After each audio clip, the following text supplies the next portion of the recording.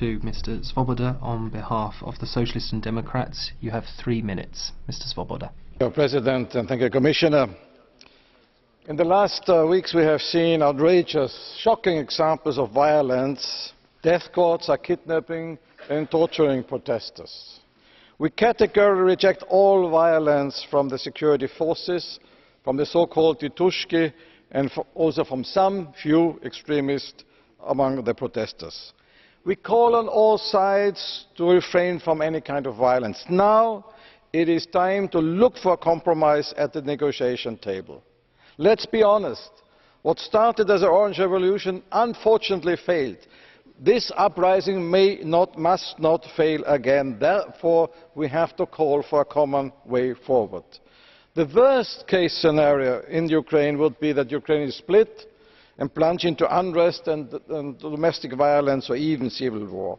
I welcome very much the engagement of the international community, especially of the High Representative and Commissioner Füle, who work as a team and must work as a team. And of course we would like to see the High Representative more often in this House. Let's be honest, it would be very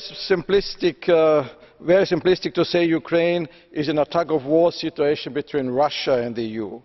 We will not engage in any childish competition, financial competition, certainly not a bidding war with Russia over Ukraine, which is a sovereign state and has to find its own path. But we cannot stand by idle while hundreds of thousands in Kiev are demonstrating under threats of violence for democracy, human rights and the rule of law. It is not the European task to liberate the Ukraine, but it's not Russia's right to colonize Ukraine either. Ukraine is a sovereign country. It must decide its path itself. Yes, we are keeping a European long-term perspective, but let's not make promises we cannot keep. This perspective, yes, we have to underline it. And we have to assist Ukraine to finding its way, and therefore we encourage a compromise between the President and opposition leaders, with the help of the EU, as also Mr. Klitschko recently demanded. Maybe a technocratic government, maybe a government of national unity, and a constitutional review, possibly by returning to the 2004 constitution, can bring a solution and can maintain the territorial integrity of the country.